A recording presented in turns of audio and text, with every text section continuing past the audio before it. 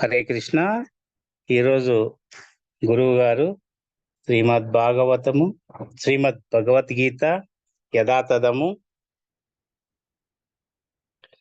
8వ అధ్యాయము 5-6 శ్లోకాలను చర్చించబోతున్నారు.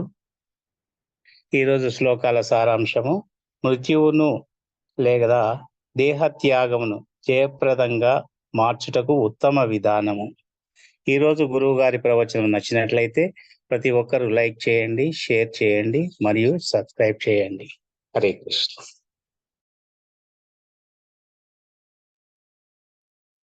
Thank you Prabhuji.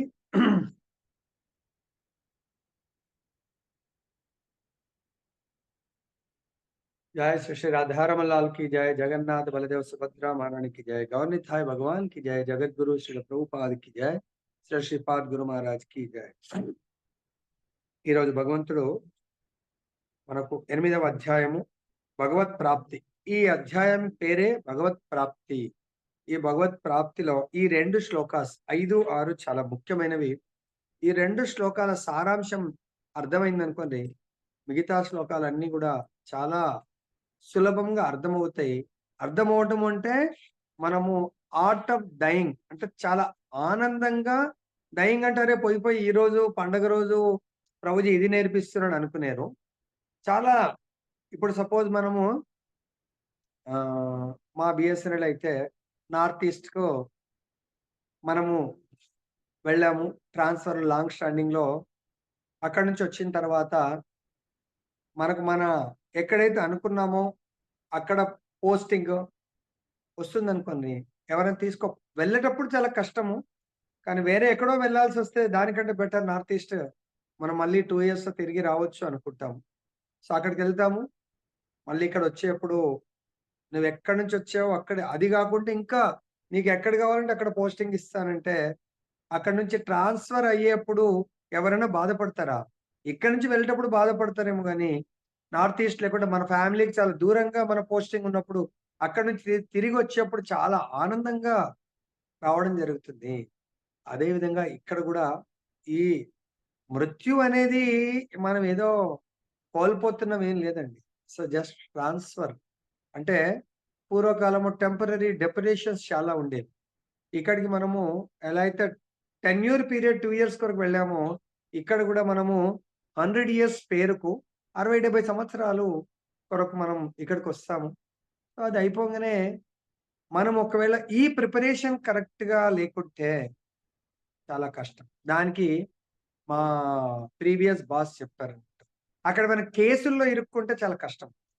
మంచి డ్యూటీ చేసుకోవాలా హ్యాపీగా 2 years, ఎటువంటి ప్రాబ్లమ్స్ లేకుండా. ఎటువంటి కేసెస్ అంటే డిపార్ట్మెంట్ సంబంధించిందే కేసెస్ ఏమున్నాయి అనుకోండి, ప్రతిసారి అక్కడ పోయి కేసులు అటెండ్ చేస్తూ ఉంటాం. ఏ ఇబ్బంది లేక డ్యూటీ చేసుకున్నామా హ్యాపీగా మనని అనుకున్న పోస్టింగ్ ఇచ్చే అవకాశం ఉంటుంది. అదేవిధంగా ఇక్కడికి మనం వచ్చాం. కేసెస్ అంటే ఇక్కడ ఎటువంటి కర్మబంధనాల్లో చిక్కుకోకుండా వచ్చాము. దేని కొరకు వచ్చాము మనం ఇక్కడికి? ఎక్కడి నుంచి వచ్చాము? ఓకే, మరి ఎక్కడికి వెళ్ళాలా? ఇక్కడ ఎవరెవరితో మనము ఏం డీలింగ్ చేయడానికి వచ్చాము? సో ఓకే, డీలింగ్ చేస్తున్నాం. డీలింగ్ దేంతో చేస్తున్నాం? ఈ దేహంతో. ఈ దేహం ఎవరిచ్చారు, దేని కొరకు ఇచ్చారు? ఈ విషయాలు కొద్దిగా తెలుసుకుంటే మనము అక్కడికి వెళ్ళేప్పుడు ఆనందంతో వెళ్ళడం జరుగుతుంది. అక్కడ కూడా మనం ఫేర్వెల్ పార్టీ, ఇక్కడ నుంచి మనం వెళ్ళేటప్పుడు ఫేర్వెల్ ఇస్తారు, నార్త్ ఈస్ట్ నుంచి మనం వచ్చేప్పుడు ఫేర్వెల్ ఇస్తారు. సో కాబట్టి ఇక్కడ నుంచి కూడా మనకు ఫేర్వెల్, మనం కూడా ఆల్రెడీ చెప్పాను, పంచవర్ష ప్రణాళిక లాగా మనందరం ఆనందంగా ఎలా వెళ్ళగలుగుతాము. మన ఇంట్లో వాళ్ళకు కూడా మనం వెళ్తున్నామంటే ఎవరు దుఃఖపడకుండా, కోర్స్ ప్రతి ఒక్కరు దుఃఖమైతే వస్తుంది, కానీ వాళ్ళకు భరోసా ఇవ్వాలి. అక్కడ హ్యాపీగా ఉండే ప్రదేశానికి వెళ్తున్నాడు అని. అది ఈరోజు మనం తెలుసుకో. చాలా లీలలు ఉంటాయి, దయచేసి కొంచెం ఓపిక పట్టండి. దీంట్లో ఏ విధంగా మనము ఈ మృత్యువును లేదా దేహ త్యాగాన్ని జయప్రదం చేసుకోవడానికి ఒట్టి తీరే కాదు, నిజంగా జరిగినటువంటి లీలలతో సహా ప్రాక్టికల్ అప్లికేషన్స్ తో సహా చెప్పడం జరుగుతుంది. చూద్దాం ఇక్కడ. అంత్యకాలంలో కూడా నన్నే స్మరించుచు దేహమును విడుచువాడు తత్ క్షణమే నా దివ్య భవన్ పొందుచున్నాడు. ఈ విషయమున ఎట్టి సందేహం లేదు. తాత్పర్యం భాష్యం శ్రీల ప్రభుపాద రచించారు. ఓం అజ్ఞానతిమిరాంధస్య జ్ఞానాంజనశలాకయ చక్షురున్మిళితం యేన తస్మై శ్రీ గురవే నమః. నమో ఓం విష్ణుపాదాయ కృష్ణ ప్రేష్ఠాయ భూతలే శ్రీమతే భక్తి స్వరూప దామోదర స్వామినితి నామినే. నమో ఓం విష్ణుపాదాయ కృష్ణ ప్రేష్ఠాయ భూతలే శ్రీమతే భక్తి వేదాంత స్వామినితి నామినే. నామస్తే సరస్వతీ దేవీం గౌరవాణి ప్రచారిణే నిర్విశేష శూన్యవాది పాశ్చాత్య దేశతారిణి. జయ శ్రీకృష్ణ చైతన్య ప్రభు నిత్యానంద శ్రీ అద్వైత గదాధర శ్రీవాసవి గౌరభక్త వృంద. హరే కృష్ణ కృష్ణ కృష్ణ హరే హరే, హరే రామ రామ రామ హరే హరే. సో ఈరోజు మనకు భగవంతుడు అంత్యకాలమున కూడా అంటున్నారు. ఆ యొక్క పదంలోనే ఉంది. అంటే మనము జీవితం ఆరంభం నుంచి, లేదంటే మధ్యలోంచి, లేదంటే 50 ఏళ్లకు, లేదంటే ఎప్పుడో ఒకసారి మనం ప్రారంభించాము అనుకుందాం, దాన్ని వదిలిపెట్టద్దు అని చెప్పేసి అంటున్నారు అన్నట్టు. అంత్యకాలంలో కూడా అంటే నీ ఎండ్ ఎప్పుడు అవుతుందో తెలియదు. కాబట్టి అంత్యకాలం ఎప్పుడైనా రావచ్చు. ఈ రోజే నాకు మన ఆ రాధాష్టమి ప్రోగ్రాం వెళ్తే మనకు చాలా క్లోజ్ మిత్రుడు, పాపం చాలా మంచివాడు ఉండే. మంచి మనస్సు, చాలా మంచి భక్తుడు, మంచి మనస్సు ఉన్నట్టుండి జస్ట్ ఒక 1 అవర్లో 1 or 2 అవర్స్లో ఆయనకు ఆల్రెడీ హార్ట్ ప్రాబ్లం ఉండే, సర్జరీ చేయించుకున్నాడు. తర్వాత ఇది ఓకే అయిపోయింది అనుకుంటే జస్ట్ ఆఫీస్ నుంచి వస్తున్నప్పుడే కొంచెం స్టమక్ లేదా ప్రాబ్లం అవుతుందని చూడండి ఎలా వస్తుంది అంత్యకాలం. ఆయన కూడా ఎన్నోసార్లు చెప్పాను, రోజు కథామృతం వినండి, చాలా బెనిఫిట్ జరుగుతుంది. ఒక్కసారి 2 సార్లు బిహారీ అతను జాయిన్ అయినట్టున్నాడు. ఆయన రాలేకపోతే వాళ్ళ బాబుని పిలుచుకుంటే బాబు షాప్కి వచ్చి ఇంటికి తీసుకెళ్ళిండు, కూర్చున్నాడంట. ఒక్క 10 నిమిషాలు కూర్చున్న తర్వాత ఆయన ఇమ్మీడియట్లీ వామిటింగ్ చేశాడు. అంటే ప్రాక్టికల్ ఎలా అంత్యకాలం వస్తుందో చూడండి. వాళ్ళ పిల్లలు ఎవరు భక్తులు కాదు. సో ఈయన అప్పుడప్పుడు వచ్చేవాడు. కొంచెం తెలియదు వాళ్ళకి ఏం చేయాలని. అంత్యకాలం అంటే మనకు సమీపించినప్పుడు మనం ఏం చేయాలా. సో వామిటింగ్ లోనే బ్లడ్ వచ్చిందంట. ఇమ్మీడియట్ గా ఇదేంట నిమ్స్ తీసుకెళ్తే వాళ్ళు పట్టలేదంట. తర్వాత విత్ ఇన్ షార్ట్ పీరియడ్ లో వామిటింగ్ చేసుకొని కొలాప్స్ అయిపోయింది. ప్రతి ఫెస్టివల్కి వస్తాడు. ఈరోజు రాలేదేంటి అని వాళ్ళ కజిన్ అబ్బాయి వస్తే అంటే చూడండి అంత్యకాలంలో ఏం చేయాలో తెలియదు వాళ్ళు. ఆల్రెడీ ఎందుకో ఒక 2-3 సార్లు చెప్పాను టెంపుల్, ప్రభుజీ జాయిన్ అవ్వండి ప్రభుజీ. ఆయన సిక్ అయినప్పుడు ఆఫీస్ కూడా మానేశాడు. ఇంట్లోనే ఉన్నప్పుడు చెప్పాను, ఇంట్లో ఉంటావు కదా ప్రభుజీ వినండి అని. వినలేకపోయాడు. అంటే భగవంతుడు ప్రతి ఒక్కరిని కూడా అనుగ్రహించడానికి ఎవరో ఒకరి ద్వారా చెప్పడం జరుగుతుందంట. ఆయన నీ సమయం ఆసన్నం అవుతుంది, బీ కేర్ఫుల్ అని చెప్పేసి. కానీ ఆ విషయాన్ని మనం గ్రహించలేవా? ఢిల్లీ బహుత్ దూరే అన్నట్టు నా జీవితం చాలా లంబా ఉందనుకుంటా. ఏ క్షణంలో ఏం జరుగుతుందో తెలియదు కాబట్టి భగవంతుడు అంత్యకాలంలో కూడా నన్నే స్మరించుచు దేహంని విడుచువాడు. మనకి సీక్రెట్ తెలియాల. ఈ దేహాన్ని ఏదో ఒక రోజు వదిలిపెట్టాలా. దీని పట్ల మనం మోహం పెట్టుకొని 100, 120, 150 ఎన్ని ఇయర్స్ ఉన్నా ఈ దేహం యొక్క తత్వం ఏంటంటే, మనం కదా డిపార్ట్మెంట్‌లో ఎన్ని ఇయర్స్ ఉన్నా అపాయింట్‌మెంట్ అప్పుడే దాంట్లో అపాయింట్‌మెంట్ మన సర్వీస్ బుక్‌లోనే రాస్తారు. డేట్ ఆఫ్ బర్త్ ప్రకారము అపాయింట్‌మెంట్ రోజే రిటైర్మెంట్ ఎప్పుడు 60 ఇయర్స్ అయితే so and so date you are going to DOA date of appointment, DOR date of retirement. 30 years చాలా లంబా ఉంది. 30 అపాయింట్‌మెంట్ చాలా లాంగ్ ఉందనుకుంటాం. చూస్తా ఉంటే ఆ రోజు రానే వస్తుంది. ఇయర్ వస్తుంది, మంత్స్ వస్తున్నాయి, డేస్ వస్తాయి, గంటలు కూడా వస్తుంది. రిటైర్ అయిపోతా ఉంటాం. ఎంతో 30, 35 ఏళ్ళు ఆ డిపార్ట్మెంట్ అనుబంధం పెట్టుకొని వెళ్ళేటప్పుడు కన్నీళ్ళ అంటే చాలా అంటే గుడ్ వర్కర్ అయితే మిగతా వాళ్ళు కూడా కొంచెం కంట తడి పెట్టుకుంటారు. మనం కూడా అయ్యో డిపార్ట్మెంట్‌ని వదిలిపెట్టి వెళ్ళిపోతున్నాను. వదిలిపెట్టక తప్పదు. అదేవిధంగా ఈ దేహం కూడా ఎన్నో మనకు పొద్దున కూడా వచ్చింది. దేహ మార్పు ఎలా జరుగుతుంది అనేది. దేహము, భౌతిక దేహము 6 రకాలైనటువంటి మార్పులు ఏ దేహమన్నా ఉండని జన్మిస్తుంది, పెరుగుతుంది, కొంతకాలం నిలకడగా ఉంటుంది. 4వ మార్పు పునరుత్పత్తి. అంటే సంతానాన్ని ఉత్పత్తి చేస్తుంది. 5వ మార్పు స్లోగా క్షీణిస్తుంది. 6వ మార్పు నశించిపోతుంది.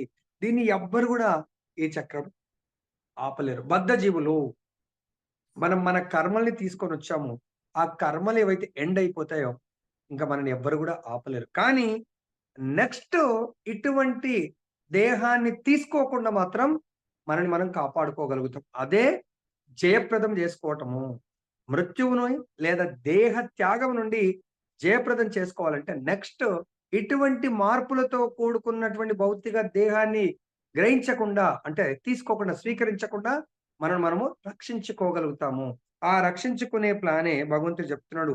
అంత్యకాలమున నన్నెవరైతే స్మరిస్తారో తత్క్షణమనే నా దివ్య భవన్ పొందుచున్నాడు. ఇట్టి విషయంలో ఎట్టి సందేహం లేదు అర్జున, నీకు చెప్తున్నాను, మాటిస్తున్నాను అని చెప్తున్నారు. భాష్యం. కృష్ణ చైతన్యపు ప్రాముఖ్యం ఈ శ్లోకం నందు నొక్కి చెప్పబడింది. కృష్ణ చైతన్యంతో దేహమును వీడిన వారెవరైనను తత్క్షణమే దేవాది దేవుని దివ్య భావన పొందగలరు. దేవాది దేవుడు విశుద్ధులలో విశుద్ధుడు కనుక కృష్ణ చైతన్యమునందు స్థిరముగా నెలకొని ఉండేటి భక్తుడు ఎవరైనను కూడా శుద్ధుడు కాగలడు. ఈ శ్లోకం నందు స్మరన్ అను పదం మిక్కిలి ప్రధానమైంది. స్మరన్ ముక్త్వా కలేభరం అని ఇక్కడ చెప్తున్నారు. అంటే స్మరించుచు విడిచి, స్మరణ అంటే స్మరించుచు, ముక్త్వ అంటే విడుచు, కలేవరం అంటే దేహము అని ఇక్కడ మనకు భగవంతుడు చెప్తున్నాడు.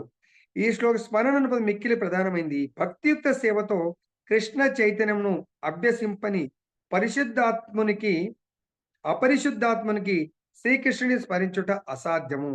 కనుక మానవుడు జీవిత ఆరంభము నుండియే కృష్ణ చైతన్యమును అభ్యసింపవలెను. మానవుడు జీవిత అంతమున విజయమును పొందగోరినచో దానికి శ్రీకృష్ణుని స్మరణ అనున్నది అత్యంత అవసరము. కనుక మానవుడు హరే కృష్ణ కృష్ణ కృష్ణ హరే హరే, హరే రామ రామ రామ హరే హరే అను మహామంత్రమును నిరంతరము జపించుట మరియు కీర్తించుటను చేయవలెను. ప్రతి ఒక్కరును వృక్షం వలె గొప్ప ఓర్పును తరోరివ సహిష్ణున కలిగి ఉండవలను. శ్రీ చైతన్య మహాప్రభు ఉండిరి. కనుక హరే కృష్ణ మహామంత్రమును జపించు వానికి ఎన్ని ఆటంకములు కలిగినను వాటన్నింటినీ అతడు సహిస్తూ హరే కృష్ణ కృష్ణ కృష్ణ హరే హరే, హరే రామ రామ రామ హరే హరే అను మహామంత్ర జపమును కొనసాగించినచో జీవిత అంతమున కృష్ణ చైతన్యపు సంపూర్ణ ప్రయోజనమును అతడు నిశ్చయంగా పొందగలడు. చాలా. సో ఇక్కడ హరే కృష్ణ మహామంత్రానికి తర్వాత భగవంతునికి తేడా లేదు. దీంట్లో హరే కృష్ణ మహామంత్రం అంటే హర నుంచి హరే అని వచ్చింది. హర అంటే రాధారాణి, అంటే భగవంతుడి యొక్క శక్తి. రాధారాణిని హర అంటారు. సో హర అంటే వేరే మీనింగ్ కాదు. హర దాని ప్రొనౌన్సియేషన్ లో హరేగా మారిపోయింది. హరే కృష్ణ, హరే హర ఉండాలి. హరే కృష్ణ కృష్ణ కృష్ణ హరే హరే. చూడండి, అటు ఎండింగ్ ఇటు ఎండింగ్ భగవంతుడి యొక్క అలాదిని శక్తి. భగవంతుడు మధ్యలో ఉన్నాడు. హరే రామ రామ రామ హరే హరే. ఈ యొక్క మహామంత్రానికి అంటే భగవంతుడు చైతన్య మహాప్రభు చైతన్య శిక్షాష్టకంలో చెప్తున్నారు, నామ్నామకారి బహుధా నిజ సర్వశక్తి స్తత్రార్పిత నియమిత స్మరణేన కాల. భగవంతుడంట తన యొక్క సర్వ శక్తులను, భగవంతుడి యొక్క అనంతమైనటువంటి శక్తులు, ఆ శక్తుల్ని ఎవరు కొలవలేరు, శక్తుల్ని ఎవరు అర్థం చేసుకోలేరు. అటువంటి అనంతమైనటువంటి శక్తులను కేవలము భగవంతుడు తన యొక్క నామ అమృతంలో క్యాప్సిల్ లాగా పెట్టి ఉంచారు. ఎవరైతే మనకు సపోజ్ ఆరోగ్యం బాగాలేదు, కొంచెం పెయిన్స్ అవుతున్నాయి, డి విటమిన్ లోపం అనుకోండి, క్యాప్సిల్స్ ఇస్తారు వారంకి ఒకసారి. అది వేసుకుంటూ ఉంటే మీరు ఒక 8 వారాలు లేకుంటే 12 వారాలు వేసుకొని కొంచెం పెరుగుతుంది అంటారు. ఓకే, అలా ఇంకేదైనా ప్రాబ్లం ఉంది, ఇది వాడండి అంటారు. మరి భగవంతుడు చెప్తున్నాడు, ఈ ఒకే ఒక్క లైఫ్ మీది చాలా లాస్ట్ లైఫ్ కాబోతుంది. మీరు దివ్యమైనటువంటి లోకంలో, భగవంతుడి యొక్క లోకంలో మీరు స్థానం పొందాలి అంటే కేవలము హరినామ జపించండి, హరినామాన్ని జపించండి. ఎందుకు హరినామాన్ని జపించాలంటే ఇది ఇక్కడ చేసేటువంటి మంత్రం కాదు. ఇది గోలోకంలో నిత్య భగవంతుడి యొక్క నిజధామము నిత్యధామంలో నిత్యము సంకీర్తన చేసేటువంటి ఈ మహామంత్రము. మరి ఈ మహామంత్రాన్ని జపిస్తున్నప్పుడు మనందరం కూడా భక్తులు ఎటువంటి స్థితిలో ఉండాలి, వాళ్ళ యొక్క మానసిక చైతన్యం ఎలా ఉండాలంటే తృణాదపి సునీచేన తరోరివ సహిష్ణునా అమానినా మానదేనా కీర్తనీయ సదా హరి. చాలా మంది జపం చేస్తారు, హరే కృష్ణ హరే కృష్ణ కృష్ణ కృష్ణ హరే హరే రామ రామ రామ రామ. ఎందుకు చేస్తారు దాన్ని? దేన్ని పొందడానికి చేస్తున్నారు? ఏమీ అర్థం కాదు, చేస్తా ఉంటారు. అర్థమైందా? మనం ఈ నామం జపం ఇచ్చేటప్పుడు చెప్తున్నారు, తృణాదపి సునీచేన. తృణం అంటే గడ్డి పొరక. గడ్డి పొరకకు ఉన్నటువంటి వినయ విధేయతలు, అంటే గడ్డి పొరకకు నమ్రత స్పెషల్ గా. అది ఎంతమంది ఇలా కాలు పెట్టి తొక్కినా వాళ్ళకి ఎటువంటి హాని కలిగించదు. మళ్ళీ నెక్స్ట్ పర్సన్ కొరకు లేచి నిలబడుతూ మెల్లంగా లేచి నిలబడుతుంది. వారికి కూడా మెత్తదనం ఇవ్వడానికి అది వెనకాడదు గడ్డి పొరక. అందుకే వినయం మనము గడ్డి పొరక దగ్గర నేర్చుకోవాలి. సో వినయం అన్నప్పుడు అలా నేర్చుకోవడం, అలా వినయం ఉండడం వల్ల ఏం జరుగుతుందంటే, కృష్ణ లీలలో ఒకసారి ఆ వెదురు కృష్ణుడి యొక్క మురళి ఉంటది కదా, ఆ బొంగుల చెట్లు ఉంటాయి. ఆ బొంగుల చెట్లు నిటారుగా ఉన్న చెట్లు ఎప్పుడు కూడా కొంచెం బెండ్గా ఉన్నదాన్ని ఆ అహంకారంతో, అరే మేము స్ట్రైట్ గా ఉన్నాం, నువ్వు వంగిపోయావు అని చెప్పేసి అనుకుంటాం. అప్పుడు ఈ వెదురు బొంగులు కొట్టేవాడు స్ట్రైట్ గా ఉన్నాయి దేనికైనా పనికొస్తాయి, వచ్చేసి టకాటక్ వాటిని కొడతా ఉన్నాడంట. అప్పుడు ఈ వంగిపోయినాయనంట, చూసావా స్ట్రైట్ గా ఉన్నాను, ఆ నాకు బలం ఉంది, నాకు జ్ఞానం ఉంది, నాకు పదవి ఉంది, నాకు ఐశ్వర్యం ఉంది అని అహంకారం ఉంటే అది ఎప్పుడైనా కూడా పతనానికి గురి అవుతుంది. ఈరోజు మార్నింగ్ రాధాష్టమిలో కూడా ఒక లీలలో మనం చర్చించాం. ఒక ఆవిడ చాలా అందం ఉంటుంది, ఆ అందమే మనని పతనానికి గురి చేస్తుంది. మరి అటువంటి పతనావస్థ నుంచి మళ్ళీ ఉద్ధరింపబడడం కేవలము రాధాష్టమి యొక్క ఫెస్టివల్, దాన్ని వ్రతాన్ని పాటించడం వల్ల మళ్ళీ తను ఉద్ధరింపబడుతుంది. కాబట్టి ఇక్కడ అదే అలా నరుక్కొని పోతారు. కానీ తర్వాత కృష్ణుడు వస్తాడంట. కృష్ణుడి నుంచి కొంచెం బెండ్ ఉన్నది, మురళి కొంచెం, ఆ బెండ్ ఉన్న దాన్ని భగవంతుడు స్వయంగా కట్ చేసి తన మురళికి యూజ్ చేసుకుంటాడు. అంటే చూడండి, అంటే తృణాదపి సునీచి అంటే ఎవరైతే ప్రతి ఒక్కరి దగ్గర వినయ విధేయతలతో బెండ్ అయి ఉంటే వాళ్లకు సొసైటీలో గౌరవం ఉంటుందే తప్ప వాళ్ళకు సొసైటీలో అగౌరవ పడరు వాళ్ళు. తృణాదపి సునీచన తరోరపి సహిష్ణున. తరువు అంటే వృక్షము. వృక్షముకు ఉన్నటువంటి ఓర్పు మనం మన లోపల డెవలప్ చేస్తాం. అది నిజమైన హరినామ జపం యొక్క సిమ్టమ్స్. సో వృక్షం చూడండి, ఎంతమంది రాళ్ళు కొట్టినా పళ్ళనిస్తుంది, ఏమనదు. ఎంతమంది దాని కొమ్మల్ని తెంపుకున్నా ఏమనదు, ఆకులు తెంపుకున్నా ఏమనదు, లాస్ట్ కట్ చేసినా కూడా ఏమనదు. మళ్ళీ కొంచెం వదిలేస్తే మళ్ళీ చిగురొచ్చి చెట్టుగా మలుస్తా ఉంటుంది. అలాంటి ఓర్పు మనకు సేవ చేస్తూ ఉంటుంది. వీడు నావాడా, నన్ను కొట్టాడా, నన్ను నరికాడా ఏమీ పట్టించుకోదు, తన డ్యూటీ తను చేస్తూ పోతుంది. మరి మనం చెట్టుకి ఏమని చేస్తామంటే ప్రకృతి నుంచి తీసుకుంటుంది, అది మనందరికి మేలు చేస్తూ ఉంటుంది. తర్వాత నెక్స్ట్ అమానినా మానదేనా అంటే ఇతరుల నుండి గౌరవాన్ని పొందడము అనేది మనము కోరుకున్నాం అనుకోండి, ఇంకా మనకు బాధలు తప్పవు, దుఃఖం తప్పదు, అందరితో పోట్లాట తప్పదు. ఎవడన్నా మనల్ని అవమానించినట్టు కొంచెం మాట్లాడితే బస్ అంతే, ఇక వాటితో శత్రుత్వం పెంచుకుంటూ ఉంటాం.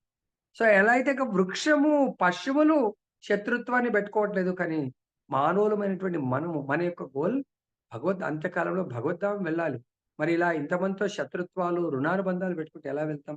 కాబట్టి మనకు చైతన్య మహాప్రభు స్వయం భగవంతుడు చెప్తున్నాడు, మీరు ఇతరులను గౌరవించడమే మీ ధర్మం. ఎట్లయితే వృక్షం ఇతరులకు సేవ చేయటము ఓర్పుతో తన ధర్మం, ఒక గడ్డి పొరక ఇతరులకు వినయ విధేయతలతో సేవ చేయడం తన ధర్మం, మనం కూడా ఇతరులకు గౌరవం ఇవ్వడమే మన ధర్మం. అట్ ది సేమ్ టైం గౌరవాన్ని ఎక్స్పెక్ట్ చేయడం మీరు ఈ రోజు నుంచే ఒకసారి ప్రాక్టికల్ అప్లై చేసి చూడండి. ఎదుటి వాళ్ళకు చాలా హంబుల్గా మంచిగా మాట్లాడడం, స్వీట్గా మాట్లాడి చేసి చూడండి.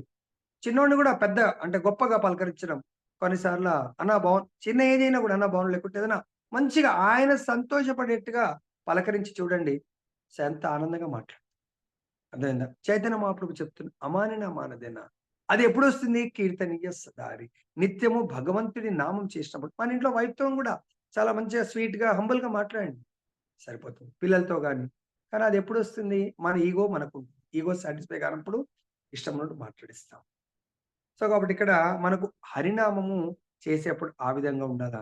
మరి ఈ అంత్యకాలంలో మనకు హరినామంతో పాటు మనకి ఈరోజు పోస్టర్లో భీష్మ పితామహుడు. అంటే మనకు అంత్యకాలంలో భగవత్ ప్రాప్తి ఎలా జరుగుతుంది? అంత్యకాలంలో భగవత్ ప్రాప్తి ఎలా జరగదు అనేది ఈరోజు కొన్ని లీలలు. ఎలా జరుగుతుందనేది చెప్తాను. నెక్స్ట్ శ్లోకం ద్వారా ఎలా జరగదు అనేది గూడా చర్చిద్దాము. సో, భగవత్ ప్రాప్తి అంత్యకాలంలో భగవత్ స్మరణ రావాలంటే ముఖ్యంగా మనకు భగవంతుడి కథామృతం ద్వారా భగవత్ ప్రాప్తి దొరుకుతుంది. భగవంతుడి యొక్క నామం ద్వారా భగవత్ ప్రాప్తి దొరుకుతుంది. భగవంతుడి యొక్క భక్తుల సాంగత్యం ద్వారా భగవత్ ప్రాప్తి దొరుకుతుంది. భగవంతుడి యొక్క భక్తుల ఉత్తమ సేవ ద్వారా మనకు భగవత్ ప్రాప్తి చాలా సులభంగా దొరుకుతుంది అని మనకు ఆచార్యులు చెప్తున్నారు. ఈరోజు మీరందరూ మరి రాధారాణి యొక్క వ్రత మహిమ విని ఉంటే మీకు అర్థమవుతుంది. కేవలం విన్న వాళ్ళకు కూడా గోలోక ప్రాప్తి దొరుకుతుందంట, మామూలుది కాదు. సరే, ఇప్పుడు చూద్దాం. మనకు భగవంతుడి యొక్క నామ సంకీర్తన మనకు సత్యయుగంలో ప్రహ్లాదుడు దానవ ఆ, రాజు యొక్క కుమారుడైన ఆయన పొద్దున మనకు శబ్ద మహత్యం వచ్చింది. తన తల్లి గర్భంలో నారదుడి యొక్క కృప వల్ల భగవంతుడి నామామృతాన్ని కథామృతాన్ని విని ఆయన జన్మించిన తను కీర్తిస్తూ ఆయన తను ఎట్లాగో తను చేస్తే ఉద్ధరింపబడతాడు. కానీ దాంట్లో పెద్ద గొప్పతనం ఏం లేదు. భక్తుడు ఎప్పుడైనా కూడా తను ఉద్ధరింపాలని కోరుకోడు. తను ఎటువంటి స్థితిలో ఉన్నా పర్వాలేదు. కానీ తన తోటి వారిని భగవంతుడు చూడాలనుకుంటున్నాడు. భగవద్ దర్శనానికి, భగవంతుడు తన ధామానికి తీసుకొని వెళ్ళాలనుకుంటున్నాడు. కానీ అది నాకు ఆ బాధ్యతను అప్పచెప్తాడు అని ఆ రాక్షస దానవ పిల్లలందరికీ కూడా సంకీర్తన చేయిస్తూ భగవంతుడి యొక్క కథామృతం చేయిస్తూ ప్రచారం చేస్తాం. దానివల్ల ఆ నరసింహస్వామి చాలా అతి ప్రసన్నమవుతాడు. వాళ్ళ తండ్రిని చంపినప్పుడు నీకేం కోరిక కావాలా ప్రహ్లాద, కోరుకో అంటే, ప్రహ్లాదుడు నాకేం కోరిక లేవు ప్రభు. నేను కోరిక కోరేంత అర్హతనే నాకు లేదు. నా తండ్రే నీ యొక్క సేవకులైనటువంటి దేవతలను, ఎంతో మందిని, ఋషులను, మునులను ఎంతో మందిని చాలా కష్టాల పాలు చేశాడు కాబట్టి నాకు అర్హత లేదు అంటే, భగవంతుడు చెప్తాడు, లేదు లేదు, నా నామ సంకీర్తన నన్ను ప్రసన్నం చేసుకోవడానికి నువ్వు నీ స్వయం తండ్రితో ఎన్నో కష్టాలను పడ్డావు కాబట్టి నువ్వు కోరిక కోరుకో అంటే, ప్రహ్లాదుడు అంటాడు, ప్రభు ఏది ఏమైనా కూడా నన్ను కన్నారు కాబట్టి నా తల్లి తండ్రిని ఉద్ధరించండి. మీ యొక్క భగవత్ ప్రాప్తి మీ లోక వాళ్ళకు ప్రాప్తి కల్పించండి అంటే, నరసింహస్వామి అంటాడు, ఏ ఇంట్లో అయితే నీలాంటి ఉత్తమ భక్తుడు, ఇక్కడ ఏమన్నారు, ఎప్పటి నుంచి భక్తి చేయమన్నారు, ఇక్కడ మనకు చెప్పారు, జీవితం ఆరంభం నుంచి, మానవుడు జీవితం ఆరంభం నుంచే కృష్ణ చైతన్యాన్ని చేయాలి. ప్రహ్లాదుడు భాగవతంలో చెప్తున్నారు, కౌమారే ఆచరత్ ప్రజ్ఞో ధర్మాన్ భాగవతాన్ ఇహ దుర్లభం మానుష్యం జన్మ తదపి అధ్రువం అర్థం. దుర్లభం మనుష్య జన్మ. ఇంతకుముందు ఎన్నో జన్మలు, 80 లక్షల జన్మలు మనం జన్మించాము. ఎలా అయితే జలజా నవలక్షాని స్థావర లక్ష వింశతి కృమయోరద్ర లక్షాని పక్షినాం దశ లక్షణం త్రింశ లక్షాని పశవ చతుర్లక్షాని మానవ. సో అలా మనము 9 లక్షలు జలచరాలు, 20 లక్షలు స్థావరాలు, చెట్లు చేమలు, 11 లక్షలు క్రిమికీటకాలు, 10 లక్షలు పక్షులు, 30 లక్షలు జంతువులు, 80 లక్షలు అలా అయిపోయిన తర్వాత మనకు మనుష్య జన్మ వచ్చిందండి. ఆలోచించండి. మనమే ఒక 4, 5 సార్లు ఎగ్జామ్ రాసి దాని తర్వాత ఫెడప్ అయిపోయింది. లాస్ట్ అటెంప్ట్‌కి జాబ్ వచ్చింది. హమ్మయ్య! ఇది లాస్ట్, ఇది రాకపోతే నా లైఫ్ చాలా కష్టమైపోయేది అని అనుకుంటాము. అక్కడ జాబ్ గురించి అనుకుంటున్నామండి. జాబ్ రిటైర్ అయిన తర్వాత మనకు మన యొక్క గోల్ ఏంటి? మనం ఎక్కడికెళ్తున్నాము? ఎంతో మంది మన తల్లి, తండ్రులు, తాత ముత్తాతలు ప్రిపేర్ అయ్యి వెళ్ళిపోతున్నారు. కొంతసార్లు మన పిల్లలే మన కళ్ళ ముందు పోతున్నారు. మరి ఏమైంది ఆలోచించండి. ఎక్కడికి వెళ్తున్నారో ఆలోచించండి. మరి మనం గూడా ఈ రోజు లేకుంటే రేపు ఆ స్థితికెళ్తాం. మన డెస్టినేషన్ ఏంటి అనేది కొంచెం ఆలోచించండి. మనుష్య జన్మ దుర్లభం అంటున్నాడు ప్రహ్లాద్ మహర్షి. ఏం చేయాలి మరి? కృష్ణ చైతన్యం చేయడానికి కొరకే మనుష్య జన్మ ఇచ్చారు. ఆహార నిద్ర భయమైతునుంచ సమన్యమేతత్ పశుభిర్నరాణాం ధర్మో హితేషో అధికో విశేషో ధర్మేణ హీన పశుభిః సమానా. పశువులు 80 లక్షల జన్మల్లో మనం ఏం పని చేశామంటే, ఆహారము భుజించాము, నిద్ర పడుకున్నాము, మైథున సుఖం, పిల్లల్ని కనడానికి మైథున సుఖం ఎంజాయ్ చేశాము. తర్వాత తనను తాను ప్రొటెక్షన్ చేసుకున్నాం. ఈ 4 పనులు తప్ప మిగతా ఏమీ చేయలేదండి. ఇప్పుడు కూడా ఇంత ఇంటెలిజెంట్ మనందరం కూడా, ఇప్పుడు ఇక్కడ ఉన్నోళ్ళందరూ చాలా చాలా తెలివిగల వాళ్ళండి. మంచి ఇంటెలిజెన్స్. కానీ చేస్తుంది ఏంది చూడండి. భౌతికమైనటువంటి సమాజ సేవ. ప్రతి ఒక్కరిని ఉద్ధరించాలండి. మనం ఇక్కడ నిజమైన దీన్ని ఆచార్యులు చెప్తారు. ఈ భౌతిక ప్రపంచాన్ని జైలుతో సమానం అని చెప్తారండి. జైల్లో ఎవరుంటారండి? క్రిమినల్స్ ఉంటారు. ఎవరికన్నా చెంచల్ కూడా జైలు వెళ్ళాలని ఎంతమందికి ఇష్టం అనిపిస్తదండి? ఎవ్వరికి ఇష్టం అదేవిధంగా మనం ఉండవలసినటువంటి ప్రదేశం నిజంగా బుద్ధిమంతులు ఉండవలసినటువంటి ప్రదేశం గోలోకం లేకుంటే వైకుంఠం అండి. ఇక్కడ కాదండి. ఇది దుఃఖాలయమండి. అశాశ్వతం ఇది. కాబట్టి ఈ రోజన్నా మనందరం రాధారాణి యొక్క కృప నాకు గూడా తెలీదు ఈ శ్లోకం ఈరోజు రాధారాణి సెలెక్ట్ చేసుకున్నది. ఈరోజు నేను చాలా ప్రసన్నతతో ఉన్నాను. అందరి భక్తుల్ని గోలోకం తీసుకొని వెళ్ళడానికి రెడీగా ఉన్నానని జెప్పేసి రాధారాణి చెప్తారు. ఎందుకంటే రాధారాణికి చాలా ప్రియమైంది ఈ యొక్క హరే కృష్ణ మహామంత్రము. దీని ద్వారా ఏమనుకున్నాం? ప్రహ్లాదుడు అలా ఉద్ధరించాడు. దాని తర్వాత మనము భగవంతుడి యొక్క నిత్య నియమమైనటువంటి విష్ణు సహస్రనామాలను జపించడం వల్ల ఏ యుగము? ద్వాపర యుగంలో భీష్మ పితామహుడు అన్ని పనులలో బిజీ ఉన్న, మహాభారత యుద్ధంలో బిజీ ఉన్నా గూడా నిత్య నియమం ఆయన విష్ణు సహస్రనామాలు చదివేవాడు. ఆ భగవంతుని సేవించేవాడు. కాబట్టి ఆయనకు వారి తండ్రి ద్వారా ఇచ్ఛామృత్యు వచ్చింది. కానీ ఇచ్ఛామృత్యు అంటే ఎన్ని రోజులని ఉంటావు? భగవన్నామం లేకుండా ఎన్ని రోజులున్నా కూడా ఏం లాభం? కానీ ఆ భగవంతుడి సేవ చేశాడు కాబట్టి, ఆ మహాభారత యుద్ధ భూమిలో పడిపోయి ఉన్నాడు. అప్పుడు ఆయన ఇచ్చ ఏంటి? ఇచ్ఛామృత్యు ఉంది. ఇచ్చ ఎటువంటిది? భగవంతుడి దర్శనం చేసుకుంటూ ఈ దేహాన్ని వదిలేయాలనుకున్నాడు. అది కోరుకోంగానే భగవంతుడు అంతరంగ పరమాత్మని కోరుకున్నాడు. ప్రభు నేను నిత్యము నీ యొక్క చతుర్భుజ నారాయణ రూపాన్ని కొలిసాను. కాబట్టి నేను ఆ రూపాన్ని దర్శించుకుంటూ ఈ దేహాన్ని వదిలేయాలనుకుంటున్నాను అని ఎప్పుడైతే ఆయన కోరుకున్నాడో కృష్ణ భగవానుడు పాండవులను తీసుకొని ఇంక్లూడింగ్ ద్రౌపదిని తీసుకొని భీష్ముడి దగ్గరికి రావడం జరుగుతుంది. అప్పుడు భీష్ముడు ఆ భగవంతుని అర్జునుడు భూమిలోంచి తన తాతగారికి మనం కూడా గంగ నీళ్ళు పోస్తా ఉంటాం కదా! సో, గంగా వాటర్ ఆయన ఆల్రెడీ గంగ పుత్రుడేనే. గంగా వాటర్ ప్రసాదించడము తర్వాత భగవంతుని కోరుకుని హే వాసుదేవ్ నేను నీ యొక్క ద్విభుజ శ్యామసుందరం కాదు. నా యొక్క ప్రియతమ చతుర్భుజ నారాయణ రూపం నాకు దర్శనం ఇవ్వండి. సో, మన యొక్క పోస్టర్‌లో అదే ఉందనుకుంటున్నాను. ఒకసారి ఎవరైనా షేర్ చేయండి పోస్టర్ ఆ పిక్చర్. అంటే భీష్ముడు ఏ రూపాన్ని అంటే మనము భగవంతుని ఏ విధంగా కోరుకుంటే ఆ విధమైనటువంటి ఫెసిలిటీని భగవంతుడు కల్పిస్తాడు. భీష్ముడు భగవంతుడి యొక్క చతుర్భుజ నారాయణ రూపాన్ని, పరమాత్మ రూపాన్ని దర్శించుకొని ఆయన వైకుంఠ ప్రాప్తి కలుగుతుంది. ఇది భగవంతుడి యొక్క నిత్య నియమం ప్రకారం భగవన్నామము స్మరణ చేయడం వల్ల తర్వాత ఎన్నో లీలలున్నాయి. కొన్ని నేను చెప్తాను దాంట్లో. ఇవి నిజంగా జరిగినాయి. తర్వాత పరీక్షిత్ మహారాజ్ భగవంతుడి యొక్క కథ అమృతాన్ని శ్రవణం చేయడం వల్ల భగవత్ ప్రాప్తి దొరికింది. సో, ఆయనకు బ్రాహ్మణుడి యొక్క శాపం రావడము, ఈ భూమండలానికి ఆయన అధినాయకుడు, అధిపతి. ఎవరు? పరీక్షిత్ మహారాజ్. ఎప్పుడైతే దాన్ని పాజిటివ్‌గా స్వీకరించి ఈరోజు మాకు ఆఫీస్‌లో కూడా ట్రైనింగ్‌లో పాజిటివ్ ఏమొచ్చింది ప్రభుజీ? ఏదో ఉండే పాజిటివ్ ఇన్ నెగెటివ్ ఏదో సంథింగ్ ఇన్ కృష్ణ ప్రభుజీ ఏదో పాజిటివ్, నెగెటివ్. నెగెటివ్‌లో కూడా 2 డిస్ట్రక్టివ్, కన్‌స్ట్రక్టివ్, పాజిటివ్ సంథింగ్ ఏదో వచ్చిందండి. అంతేనా ప్రభుజీ? పాజిటివ్ అంటే మ్యూట్ చేసి ఉంటారేమో. తర్వాత చూస్తాం. అట్లా సో, పరీక్షిత్ మహారాజు ఆ యొక్క శాపాన్ని పాజిటివ్ తీసుకుంటాడు. పాజిటివ్ తీసుకొని తన యొక్క ఆచార్యుడిని, గురువుల్ని అడుగుతారు. నాకింకా అద్భుతమైనటువంటి వరప్రసాదం దొరికింది. నేను దేహాన్ని ఏ విధంగా త్యజించాలి అంటే వాళ్ళు చెప్తారు. గంగా నది తీరాన సో, మహాత్ముల యొక్క సన్నిధిలో భగవత్ కథామృతం వింటూ దేహాన్ని త్యజించమని చెప్పడం వల్ల ఆయన శుకతలకు వెళ్ళిపోయి అక్కడ గంగా తీరంన ప్రిపేర్ అవుతా ఉంటే శుకదేవ గోస్వామి రావడం, వ్యాస మహర్షి యొక్క తనయుడు శుకదేవ గోస్వామి రావడము, అక్కడ ఆయనకు ఉచిత ఆసనాన్ని ఆయన ఏర్పాటు చేయడము. అప్పుడు 7 రాత్రులు 7/24/7 కంటిన్యూగా శుకదేవ గోస్వామి కీర్తన చేయడము, పరీక్షిత్ మహారాజ్ శ్రవణం చేయడము. 7వ రోజు తక్షక నాగు ఆయనను టచ్ చేయాలంటే పర్మిషన్ లేదు. అంత భగవంతుడి యొక్క కథ అమృతం ప్రొటెక్షన్ జరుగుతా ఉంది.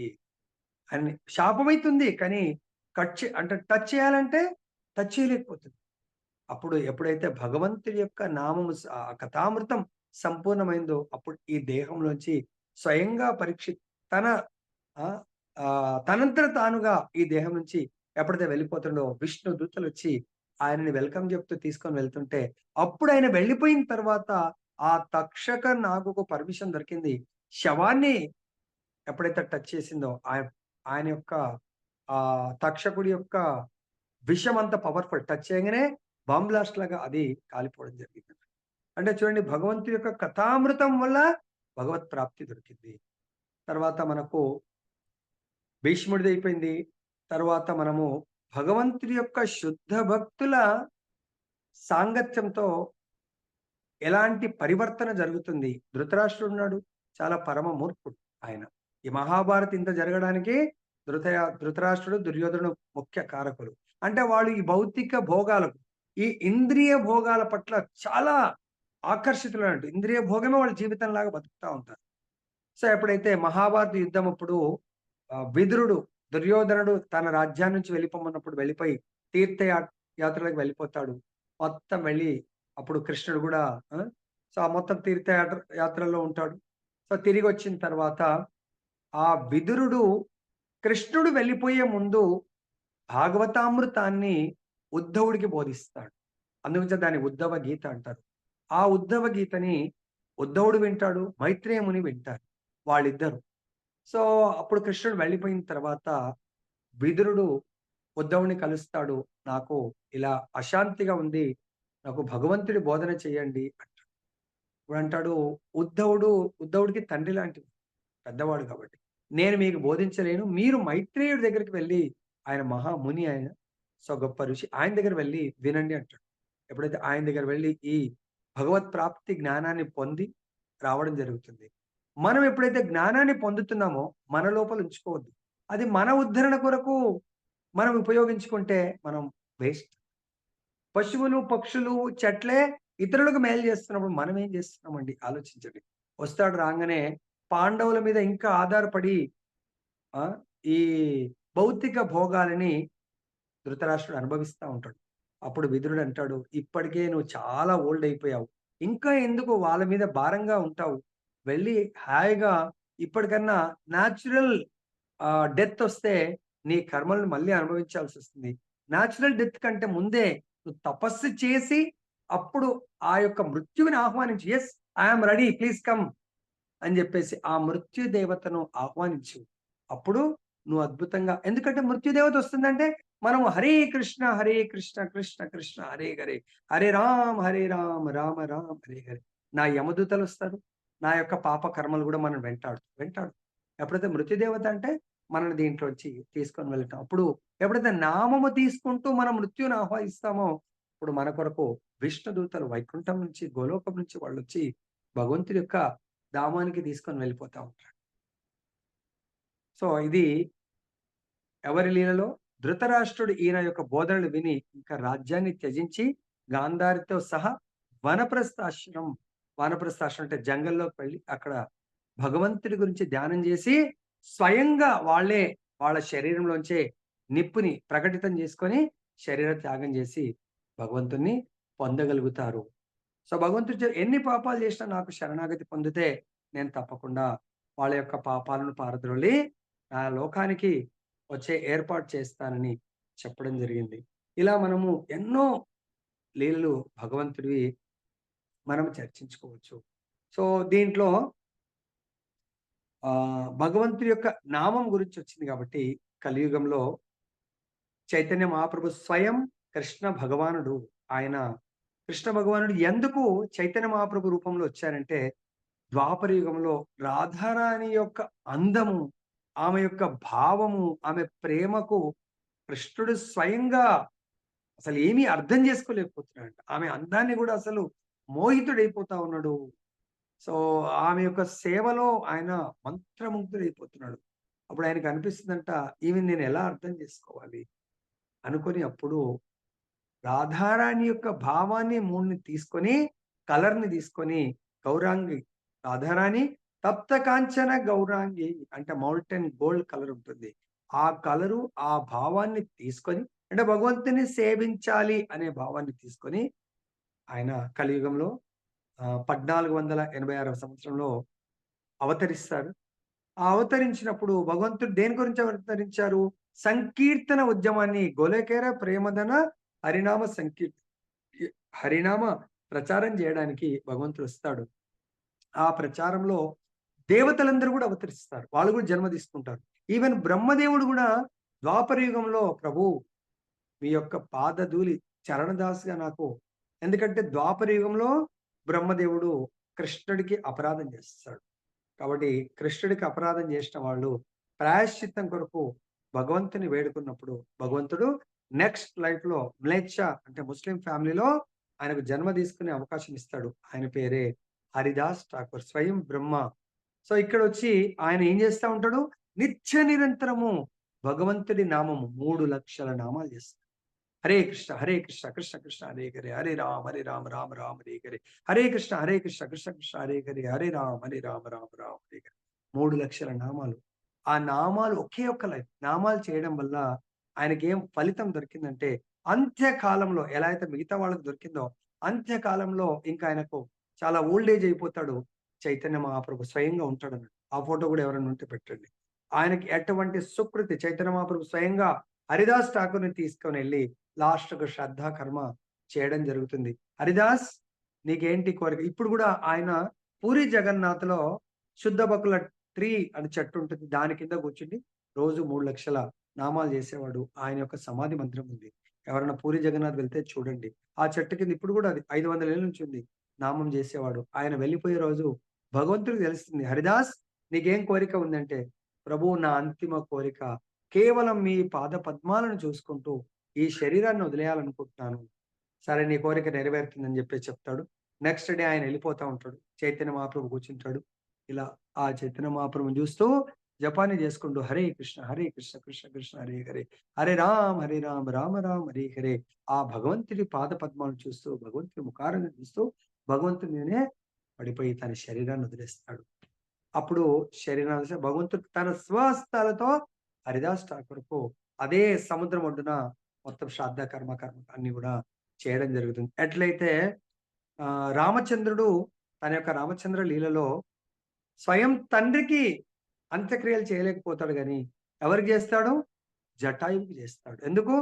తన యొక్క అలాదిని శక్తి నుండి సీతమ్మ వారిని రక్షించడంలో తన యొక్క దేహాన్ని రెక్కల్ని కోల్పోయి దేహాన్ని వదిలేస్తుంది. రావణాసురుడితో ఫైట్ చేసేంత శక్తి లేదు. కానీ అయినా తను ఆ సీతమ్మ వారికి కొరకు తన శాయశక్తిగా సేవ చేయాలనే ఉద్దేశంతో తను ప్రయత్నం చేస్తుంది. శరీరాన్ని కోల్పోతుంది. భగవంతుడు స్వయంగా వచ్చి స్వహస్తాలతో దానికి శ్రాద్ధ కర్మ చేయడం జరుగుతుంది. చూడండి ఎంత అదృష్టం ఉంటే అటువంటి ఆహ్, ఆహ్, మహద్భాగ్యము దొరుకుతుందండి. అంటే భగవంతుడి యొక్క నామం ఇలా చెప్పుకుంటూ పోతే ఎన్నో లీలలున్నాయి. కానీ దీంట్లో నెక్స్ట్ శ్లోకానికి వెళ్దాం. యం వాపి స్మరన్ భావం త్యజత్యంతే కలేవరం తం తమేవైతి కౌంతేయ సదా తద్భావ భావితః. ఓ కౌంతేయ, దేహమును త్యజించినప్పుడు మానవుడు ఏ భావమును స్మరించునో అదే భావమును అతను నిశ్చయంగా పొందును. భాష్యము. అత్యంత క్లిష్టమైన మరణ సమయమున మానవుడు తన భావమును మార్చుకొను విధానం ఇక్కడ వివరింపబడింది. జీవితాంతమున శ్రీకృష్ణుని స్మరించుచు శరీరమును విడుచు మానవుడు దేవాది దేవుని దివ్య స్వభావంని పొందగలడు. కానీ శ్రీకృష్ణునకు అన్యమైన దానిని చింతించేవాడు కూడా అట్టి స్థితిని పొందగలడనుట ఏమాత్రము సత్యము కాదు. చాలా మంది అంటారండి, ఆ ఏ పర్వాలేదండి కృష్ణ భక్తి చేయకున్నా కూడా లేకుండా విష్ణు భక్తి చేయకున్నా ఏదైనా చెయ్యు మళ్ళీ మనం వైకుంఠం వెళ్తాం. ఎలా వెళ్తుంది? ఇప్పుడు మనము గూగుల్ క్యాబ్ బుక్ చేయాలంటే ఆ క్యాబ్ లో మనం ఏ డెస్టినేషన్ డెస్టినేషన్ ఏది పెడితే దాని కొరకే మన దగ్గర ఫీడ్ అవుతుంది. దాని కొరకు అమౌంట్ చూపిస్తుంది. దాని కొరకే క్యాబ్ బుక్ అవుతుంది. వాడు ఆ లొకేషన్ పెట్టుకొని వెళ్తా ఉంటాడు. మనం పడుకున్నాం. మనం ఒకటి అనుకున్నాము. సపోజ్ మా ఇంటిదే లొకేషన్. ఇక్కడ ఒక అపార్ట్మెంట్ ఉంది. తర్వాత అక్కడ మల్కాజిగిరి సైడ్ అంటే తుకారం గేట్స్ అటు సైడ్ వేరేది ఉంది. సపోజ్ మనము స్టేషన్ నుంచో లేకుంటే అమీర్‌పేట నుంచి లొకేషన్ పెట్టాం. లేకుంటే మా ఓయూ నుంచి లొకేషన్ పెట్టామనుకోండి. ప్రాపర్‌గా పెట్టకపోతే అక్కడ తీసుకెళ్ళి ఆపేస్తుంది. మనం పడుకున్నాం. సార్ మీ డెస్టినేషన్ అరే! ఇక్కడ కాదండి అండి. సార్ మీ లొకేషన్ ఇక్కడే పెట్టిర్రు సార్. మనం చూసుకోలేదండి లొకేషన్ ఎక్కడ ఎగ్జాక్ట్‌లీ అనేది. అపార్ట్మెంట్ పెట్టాము. అపార్ట్మెంట్ అక్కడ కూడా యాస్ ఇట్ ఈజ్ అపార్ట్మెంట్ ఉంది. మరి ఎలా వెళ్తుందండి? ఆఫ్టర్ ఆల్ ఈ యొక్క గూగులే తీసుకెళ్ళట్లేదు మన లొకేషన్. మరి భగవంతుడిది ఎలా వెళ్తుంది? అంటే మనం ఏది కోరుకుంటే అక్కడికి వెళ్తాము. ఇది తప్పు. మనం అందు గురించే మనం కోరుకునేదేది భగవద్ధామం. ఎందుకు భగవద్ధామం కోరాలా? మనం అక్కడ వెళ్ళినవాడు మనకు చెప్తున్నారు. ఇదే అధ్యాయము 16వ శ్లోకంలో ఆ బ్రహ్మ భువనాలోక పునరావర్తినో అర్జున మాముపేత్యుతు కౌంతేయ పునర్జన్మ న విద్యతే. ఓ కౌంతేయ, ఈ భూలోకం నుంచి బ్రహ్మలోకం వరకు ఏ లోకం వెళ్ళి మీరు అంటే చాలా పుణ్యకర్మలు చేసి స్వర్గలోకము, భూవర్లోకము, తపోలోకము, జనోలోకము, మహర్లోకము, అలా సత్యలోకం, బ్రహ్మలోకం వెళ్ళిన ప్రతి లోకంలో పునర్జన్మ ఉంది. కానీ ఎవరైతే మాముపేత్యదు కౌంతేయ నా లోకంకి వస్తారో మళ్ళీ వాళ్ళకు పునర్జన్మ ఉండదు. అంటే జన్మ రాహిత్యాన్ని పొందగలుగుతారు. ఇదే మీనింగ్‌తో మనకు 15వ అధ్యాయము 6వ శ్లోకంలో చెప్తున్నారు. న తద్భాసయతే సూర్యో న శశాంకో న పావకః యద్గత్వా న నివర్తంతే తద్ధామ పరమం మమ. యో ఓ అర్జున్, నా లోకంలో నా సూర్యుడు, నా చంద్రుడు, అగ్ని ఇటువంటి మూలకాల యొక్క అవసరం ఉండదు వాటిది. కాబట్టి నా లోకం ఎవరైతే వస్తారో వాళ్ళు తిరిగి మళ్ళీ ఈ లోకానికి వచ్చే అవకాశం ఉండదు అని చెప్తారు భగవంతుడు. నెక్స్ట్, కానీ మనస్సు సరి అయిన స్థితి యందు నెలకొని ఉండగా మరణించుట ఎట్లు సంభవము? ఉదాహరణకు భరత మహారాజు గొప్ప మహానుభావుడే అయినను అంత్యకాలంలో ఒక జింకను స్మరించుట చేత తరువాతి జన్మమున జింక దేహమునకు పరిణామం చెందవలసి వచ్చెను. జింక దేహంలో అతడు పూర్వజన్మ స్మృతిని కలిగి ఉన్నప్పటికీ ఆ జంతు శరీరమునే అంగీకరింపవలసి వచ్చెను. మానవుని జీవిత కాలమున కలిగిన ఆలోచనలే ప్రోగుబడి మరణ సమయమున మానవుని ఆలోచనలను ప్రభావితం చేయును గనక ప్రస్తుత జీవితమే తరువాతి దేహమును తయారు చేయుచున్నదని చెప్పవచ్చును. మానవుడు ప్రస్తుత జన్మమున సత్వగుణమునందు నెలకొని సదా శ్రీకృష్ణునే స్మరించుటను అభ్యసించినచో జీవిత అంతమున శ్రీకృష్ణుని స్మరించుట ఎవరికైనాను సాధ్యపడను. అది ఏ శ్రీకృష్ణుని దివ్య స్వభావమును పొందుటకు తోడ్పడును. మానవుడు దివ్యమైన శ్రీకృష్ణుని సేవ యందు పూర్తిగా నెలకొనిచో అతని తర్వాత జన్మము భౌతికము కాకుండా ఆధ్యాత్మికమే కాగలదు. కనుక అంత్యకాలమున మానవుని స్థితిని జయప్రదముగా మార్చుటకు హరే కృష్ణ హరే కృష్ణ కృష్ణ కృష్ణ హరే హరే, హరే రామ్ రామ రామ్ హరే హరే. సో భగవంతుడు ఈ శ్లోకంలో చెప్తున్నారు, మనం ఏ విధంగా ప్రిపేర్ అవుతే అటువంటి డెస్టినేషన్ ఫామ్ అవుతుందంట. దానికి భగవంతుడు చెప్తున్నాడు ఎన్నో లీలల్లా మనము ఏదైతే మన డెస్టినేషన్ ఫిక్స్ చేసుకోవాలి. ఫస్ట్ ఎక్కడికి వెళ్ళాలా? నేను భగవద్ధామం వెళ్ళాలి అంటే భగవద్ధామాని కొరకు భగవద్గీత అనేది ఒక దాన్ని ఏమంటారు గూగుల్ మ్యాప్ లాంటిది అన్నట్టు. భగవద్గీత మనం ఒక్కసారి ఆ మ్యాప్ ని ఆన్ చేసి డెస్టినేషన్ నాకు భగవద్ధామము అని పెట్టుకుంటే ఆ ధామానికి మనం కూడా మన డెస్టినేషన్ ఒక 20 కిలోమీటర్స్ అనుకోండి. సో లెఫ్ట్ రైట్ లేకపోతే సిగ్నల్ ఫ్లైఓవర్ అవన్నీ ట్రాఫిక్, తర్వాత ట్రాఫిక్ హెవీ, తర్వాత రెడ్, ఆరెంజ్, బ్లూ, తర్వాత కొన్నిసార్లు రూట్ డైవర్షన్ అదే చేస్తుంది.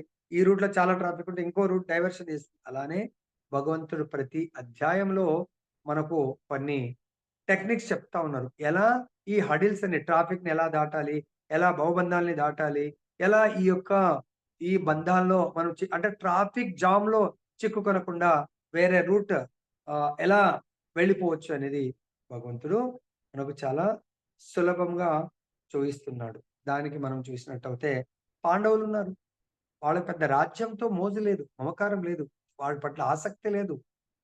ఎందుకు? భగవంతుడు యుద్ధం చేయమన్నాడు కాబట్టి చేశారు.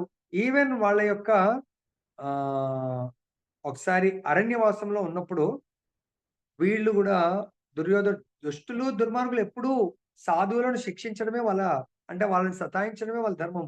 వాళ్ళొచ్చి వీళ్ళని సతాయించడం కొరకు వాళ్ళకి పాపం అడవుల్లో ఏమీ దొరకట్లేదు. అర్థమైందా? తినడానికి దొరకట్లేదు. వీళ్ళు వాళ్ళకు చూసే అంటే వాళ్ళు ఇదయ్యేట్టుగా వీళ్ళొచ్చి అదే అరణ్యంలో మంచి మంచి వంటకాలు, మంచి భోగాలను అనుభవిస్తా ఉంటారట. ఈ లోపల అక్కడ గంధర్వ కన్య అక్కడికి రావడము. సో, ఆ అమ్మాయిని గూడా ఆ కన్యను వీళ్ళు స్పెషల్‌గా దుర్యోధనుడు ఏదో అనటము, అంటే అవమానించడం ఏదో సంథింగ్ జరుగుతుంది. అప్పుడు ఆ గంధర్వులొచ్చి వీళ్ళందరినీ ఓడించి ఆ దుర్యోధనుడిని పట్టుకొని తీసుకెళ్తుంటారు. అది ధర్మరాజుకి తెలుస్తుంది. అప్పుడు ధర్మరాజు అంటాడు, "అర్జున్, భీమ్ మన సోదరుడిని రక్షించండి." ఇప్పుడంటాడు, "అన్నయ్య మీరేం మాట్లాడు వాడు సోదరుడెక్కడ? దుష్టుడు, దుర్మార్గుడు, శత్రువు మనకి ఈ దుస్థితి తీసుకొచ్చింది వాడే." అప్పుడు ధర్మరాజు చెప్తున్నాడు, "అది ఇంటర్నల్ మ్యాటర్. మనం మన యొక్క ఒకే ఫ్యామిలీలో ఎన్ని గొడవలున్నా పర్వాలేదు. కానీ ఎదుటివాడు మన మీదకొచ్చినప్పుడు మన ఫ్యామిలీని మనం ప్రొటెక్ట్ చేసుకోవాలి. ధర్మం. అందుగురించే ధర్మం కాబట్టి నా ఆదేశంగా మీరు వెళ్లి రక్షించండి."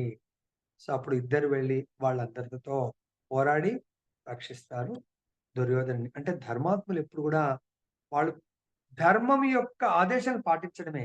వాళ్ళు కృష్ణుడి యొక్క ఆదేశానుసారం వాళ్ళు యుద్ధం చేస్తారు, గెలుస్తారు, రాజ్యాన్ని పరిపాలిస్తారు. తర్వాత ఈ యుద్ధానికంటే ముందు గూడా ధర్మరాజు రాజసూయ యజ్ఞం చేస్తాడు. ఎందుకు? కృష్ణుడే సుప్రీం ఈ భూమండలంలో. కృష్ణుడే యజ్ఞకర్త, యజ్ఞ భోక్త అని జెప్పేసి చూయించడానికి లోకానికి. సో, వాళ్ళు యజ్ఞం చేస్తారు. అంటే కృష్ణుడి ప్రీత్యర్థమే వాళ్ళు జీవిస్తా ఉంటారు. ఎప్పుడైతే కృష్ణుడు వెళ్ళిపోయాడని అర్జునుడు వార్త తీసుకొస్తారో, ఇమ్మీడియేట్‌గా కుంతి మహారాణి "హే కృష్ణ" అని చెప్పేసి శరీరం వదిలేస్తుందంట. కృష్ణుడు లేని లోకం నాకెందుకు? తను ఇమ్మీడియేట్‌గా దేహత్యాగం చేసేసి కృష్ణలోకం వెళ్ళిపోతుంది. తర్వాత వీళ్ళేం చేస్తారు? అరే! మా మదర్ వెళ్ళిపోయింది, కృష్ణుడు వెళ్ళిపోయాడు. మాకింకేం పనుంది ఇక్కడ అని ఆ పరీక్షిత్ మహారాజుకు రాజ్య పట్టాభిషేకం చేసేసి వాళ్ళు గూడా రాజ్యాన్ని వదిలేసి వెళ్ళిపోతారు. ఎక్కడికి? మన బద్రికాశ్రమం సైడ్ వెళ్ళిపోయి స్వర్గారోహణ భగవద్ధామంకు వెళ్ళిపోవడం అంటే ఈ యొక్క భౌతిక ప్రపంచంతో మనం ఎంతైతే ఆసక్తి ఉంటామో భగవద్ధామం పట్ల అనాసక్తికి గురవుతాము. కాబట్టి మనం భగవద్ధామం పట్ల, భగవంతుడి పట్ల ఆసక్తులమవుతే భౌతిక ప్రపంచం పట్ల పెద్ద ఆసక్తి ఉండదు. దీంట్లో ఇప్పుడు ఎవరు ఈ విధంగా ఇంకా ఈ మృత్యువుని తన భౌతికమైనటువంటి తెలివితేటలతో జయించాలనుకుంటారో చూడండి. కానీ అది అసాధ్యం. ఒకసారి ఏమవుతుంది, జస్ట్ ఒక 5, 10 మినిట్స్‌లో ఎండ్ చేస్తాను. దయచేసి అందరూ ఉండండి. ఇందాక భగవంతుడి ఆశ్రయం తీసుకోవడం వల్ల ఎవరు ఎలా మృత్యువుని జయించారు, ఎలా భగవత్ ప్రాప్తి దొరికింది, లేకుంటే దీంట్లో నెక్స్ట్ లైఫ్ కూడా మనం ప్లాన్ చేసుకోవచ్చన్నట్టు. అది కూడా లీల చెప్తాను. మన భౌతికమంగా ఆలోచించుకొని ఇంకా బ్రతకాలి, ఇంకా బ్రతకాలి అంటే ఎవరు బ్రతకలేరు. కానీ భగవంతుడి ఆశ్రయం తీసుకోవడం వల్ల, భగవద్భక్తుల ఆశ్రయం తీసుకోవడం వల్ల ఉత్తమ జన్మ ఎలా దొరుకుతుంది, ఉత్తమ గతి, సద్గతి, పరమగతి ఎలా దొరుకుతుంది, ఒక 5, 10 నిమిషాల్లో నేను చెప్పి ఎండ్ చేస్తాను. కొంచెం ఉండండి. సో, ఇక్కడ ఏమైతుందంటే ఒకసారి స్వర్గలోకంలో మీటింగ్ జరుగుతుంది దేవతలందరిది. చీఫ్ గెస్ట్ లాగా విష్ణుమూర్తిని పిలుస్తారు. అప్పుడు విష్ణుమూర్తి గరుడ వాహనం మీద వచ్చి పెద్ద దాన్ని ఏం సభ అంటారు? అది హ్మ్. స్వర్గలోకంలో పెద్ద మీటింగ్ హాల్ ఉంటుంది. ఆ మీటింగ్ హాల్ డోర్ పెద్దగా ఉంటుందన్నట్టు. హ్మ్. దేవతలది ఎలా ఉంటుంది ఇంకా? సుధర్మ సభ. పెద్ద సభ. సో, అక్కడ విష్ణుమూర్తి ఇలా దిగేసి వెళ్ళిపోతాడు. వేరే వాళ్ళందరూ వస్తారు. లాస్ట్‌కు విష్ణుమూర్తి వస్తాడు. అక్కడ ఆ ద్వారం పైన ఒక పక్షి ఉంటుంది. పక్షి విష్ణుమూర్తి లోపలికెళ్ళిపోయిన తర్వాత గరుడ పాదాల దగ్గరొచ్చి చాలా దీనంగా ఉంటుంది. అప్పుడు గరుడు అంటాడు, "ఏమైంది పక్షి" అంటే రామచిలక. "ఏమైంది నీకు ఇలా ఉన్నావు?" అంటే అప్పుడు అడుగుతుంది, "స్వామి మీరు మా పక్షులకు రాజు గదా! నాకొక సాయం చేయండి" అంటే, "ఏంటి నీకు సాయం? నీకొచ్చిన బాధేంటంటే, ఇందాక మీరు రాకముందే యమధర్మరాజు వెళ్ళాడు. నన్ను చూసి పెద్దగా అని నవ్వుకుంటూ వెళ్ళిపోయాడు. నాకు యమధర్మరాజు నవ్వాడంటే ఇక మూడినట్టే. ఆయన ముందు నేను చిన్న పక్షిని కానీ నన్ను చూస్తూ నవ్వుకుంటూ వెళ్ళిపోయాడు. అంటే సరే నీకు కావాల్సిందేంటంటే, నన్ను ఆయనకు అందనంత దూరం బ్రహ్మలోకంలో వదిలిపెట్టేసేయి." జనరల్‌గా యమధర్మరాజుతో మనకు యమధర్మరాజు డీలింగ్ ఏమిటి? మృత్యువే. యమ దండన, మృత్యు దండన విధిస్తాడు కాబట్టి, నన్ను బ్రహ్మలోకంలో వదిలేయి అంటాడు. సరే అది మన గరుడ పక్షికి ఏమన్నా గరుడికి ఏమన్నా అసాధ్యమా? జస్ట్ ఇలా టేక్ ఆఫ్ చేస్తే అక్కడ ల్యాండ్ అయిపోతారు. సరే నా మీద కూర్చో అని చెప్పేసి తీసుకెళ్ళి బ్రహ్మలోకంలో వదిలేసి వచ్చేస్తాడు. ఈ లోపల పోయొచ్చే లోపల కొంచెం బ్రేక్ టైమ్ లాగా యమధర్మరాజు బయటకొస్తాడు. బయటకు రాగానే అప్పుడు గరుడికి, "ఏంటి గరుడు బాగున్నావు?" అంటే, "నేను బాగున్నాను గానీ ఒక చిన్న సందేహం" అంటే, "ఏంటి?" అంటే, "ఇందాక ఇక్కడ ఒక రామచిలక ఉండే, దాన్ని చూసి పెద్దగా నవ్వుకుంటూ లోపలికి వెళ్లారంట. ఏంటి ప్రభు" అంటే, "అవును ఆ రామచిలుక ఎక్కడ ఉంది?" అంటే, "ఇప్పుడే నేను బ్రహ్మలోకంలో వదిలిపెట్టొచ్చాను." అట్లా. అదే నాకు ఆశ్చర్యం. విధి రాత ఎట్లుంటదో తెలియదు. దాని మృత్యు బ్రహ్మలోకంలో పెద్ద గండి పిల్లి తో అది గండెపుల్లి దీన్ని తినే రూపంలో మృత్యు ఉంది. మింగేస్తుందది. ఎలా సాధ్యం? ఒక రామచిలక ఏంటి? ఇక్కడి నుంచి అది ఫ్లై అయితే వెళ్ళలేదు. కానీ విధి రాసిదంటే ఖచ్చితంగా దాని మృత్యు అక్కడుంది. ఎవరు ఆపలేరు. అదే నాకు ఆశ్చర్యం. అయ్యో! నేను దాని మృత్యువు కారణమయ్యానంటే అప్పుడు యమధర్మరాజు, విధి రాత అట్లా ఉందంటే చేయవలసిందే. అక్కడ చూస్తే గండిపిల్లి. కానీ అదే రామచిలక భగవంతుడి యొక్క నిత్య పార్షదుడు, నిత్య సేవకుడు శరణాగతి పొంది, "ప్రభూ నాకు యమధర్మరాజు నవ్వాడు. కాబట్టి నాకు మృత్యువేదో ఉండొచ్చు నాకు సీరియస్‌గా. నన్ను రక్షించండి" భగవత్ పాద పద్మాలను ప్రసాదించండి అంటే, ఆ గరుడు భగవంతుడికి రికమెండ్ చేసి, ప్రభు మీ వైకుంఠ ప్రాప్తి ఇవ్వండి. లేకుంటే నెక్స్ట్ ఏదైనా ఉత్తమ జన్మ ఇవ్వండి. అది మీ భక్తి చేసుకునేట్టుగా అంటే ఖచ్చితంగా దొరికేది. కానీ అక్కడ దాని నెక్స్ట్ జన్మ, నెక్స్ట్ ఏదో జన్మ కర్మానుసారంగా. చూడండి. అంటే పక్షికి ఏం నాలెడ్జ్ ఉంది? మరి మనం కూడా పక్షులమా? దానికి అక్కడ రక్షించుకోవాలనుకుంటుంది. రక్షించేవాడు సుప్రీం. అయినా గూడా సుప్రీం కోరిక కోరలేకపోయింది. అదే విధంగా నెక్స్ట్ రెండో లీల. ఈ లీలలు చాలా అద్భుతంగా ఉంటాయి. దయచేసి వినండి. రెండవ లీల ఇలానే అంటే మరి మనం ఏ కేటగిరీలోకి వస్తామో మీరు చూసుకోండి. రెండవ లీల ఒకసారి వేదవ్యాసుల వారి తాతగారు. ఆయన ఒకసారి వేదవ్యాసుడి దగ్గరికొచ్చి, వేదవ్యాసుల వారేంటి స్వయం భగవంతుడి అంశ కాబట్టి ఆయనకు అడుగుతాడు, "ఏ వ్యాస, నీకు భూత, వర్తమాన, భవిష్యత్ అంతా తెలుసు గదా! నా మృత్యువు ఎప్పుడుందో కొంచెం చెప్పవా?" అంటే వేదవ్యాసుడు, "నేనది చెప్పలేను. నీ మృత్యుదేవత చెప్పగలుగుతుంది. మరి నాకు చెప్పవా?" అంటే మృత్యుదేవత దగ్గరికి ఓకే. మృత్యుదేవత దగ్గరికి వెళ్లి మా తాతగారు అని మృత్యుదేవత అని స్వయం వ్యాసదేవుడు అంటే రెస్పెక్ట్ చేసి, మా తాతగారు మరి కొంచెం ఈ మృత్యువు ఎప్పుడుందో తెలుసుకోవాలని ఉందంట. కొంచెం చెప్పవా? అంటే లేదు నా దగ్గర ఉండదు. అది చిత్రగుప్తుడి దగ్గర ఉంటుంది. సో, చిత్రగుప్తుడు రాసింది. ఎప్పుడు ఎవరికంటే నాకు ఆదేశం ఇస్తే నేనొచ్చి మృత్యు రూపంలో వీళ్ళని హరించి వేస్తాను. ఓకే అని జెప్పేసి, అప్పుడు మృత్యుదేవత, వీళ్ళ తాతగారు, వేదవ్యాసుల వారు చిత్రగుప్తుడి దగ్గరికి వెళ్తాడు. అప్పుడు చిత్రగుప్తుడికి అడుగుతాడు. చిత్రగుప్త, మా తాతగారి యొక్క మృత్యు ఎప్పుడుంది చెప్పండి. ప్రభు నేను చెప్పలేను అది సీక్రెట్. మా రాజుగారు చెప్పగలుగుతారు అని జెప్పేసి. సరే అని జెప్పేసి మృత్యుదేవత, వేదవ్యాసుల వారు, వాళ్ళ తాతగారు, చిత్రగుప్తుడు కలిసి యమధర్మరాజు దగ్గర ఆయన ఒక సభలో కూర్చుంటారు. అప్పుడు "ఏంటి వ్యాస మహర్షి మీరొచ్చారు ప్రభు" అంటే, "ఇలా మా తాతగారైన ఆయన యొక్క మృత్యు ఎప్పుడుందో కనుక్కుందామని అంటే తీసుకొచ్చానంటే." అప్పుడు చిత్రగుప్తుడికి ఆదేశం ఇస్తాడు. "ఏ చిత్రగుప్త చూడు ఎప్పుడుందంటే." చూస్తే మృత్యువైతే లేదు ఈయనకు. "ఆ! లేదా? ఓకే. Very good. కానీ ఒక్క కండిషన్‌లో ఉంది." ఏంటా కండిషను? ఎక్కడైతే వేదవ్యాసుల వారు మృత్యుదేవత వీళ్ళ తాతగారు, నేను, మీరు ఉంటాము. అక్కడ మృత్యు ఉంది అని అన్నాడో లేదో ఢమాల్న పడిపోయిందండి. చూడండి. అదే కోరిక, "ఏ వ్యాస నువ్వు ఎంతో మందిని ఉద్ధరిస్తావు. నా మృత్యు ఎప్పుడైనా ఆసన్నం అవ్వని.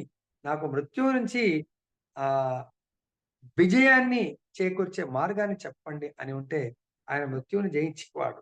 నెక్స్ట్ లైఫ్ ఇప్పుడేమవుతది? కర్మానుసారంగా నెక్స్ట్ జన్మని పొందాల్సి ఉంటుంది.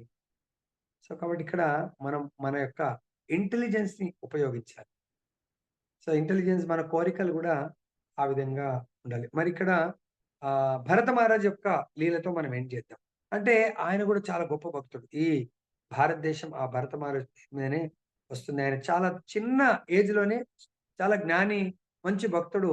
సో, ఆయన రాజ్యాన్ని తన కుమారులకు అప్పజెప్పి వానప్రస్థ జీవితానికి వనాలకు వెళ్ళిపోయి చిన్న నది ఒడ్డున ఆశ్రమం ఏర్పాటు చేసుకొని ఆయన భగవంతుడి ధ్యానం చేసుకుంటా ఉంటారు. సో, అప్పుడు అక్కడ నది ఒడ్డున భగవద్ ధ్యానం చేసుకుంటా ఉంటే ఒకరోజు ఆ నదిలో స్నానం చేస్తా ఉంటే ఒక జింక అప్పుడే డెలివరీ అయ్యి చిన్న బేబీ చనిపోతుంది. అది చూసి ఈయన యొక్క హృదయం కరిగిపోతుంది. అరెరెరే! తల్లి చనిపోయిందని చెప్పేసి ఆ చిన్న జింక పిల్లని తీసుకొచ్చి దానికి పెంచుతా ఉంటాడు ప్రేమతో.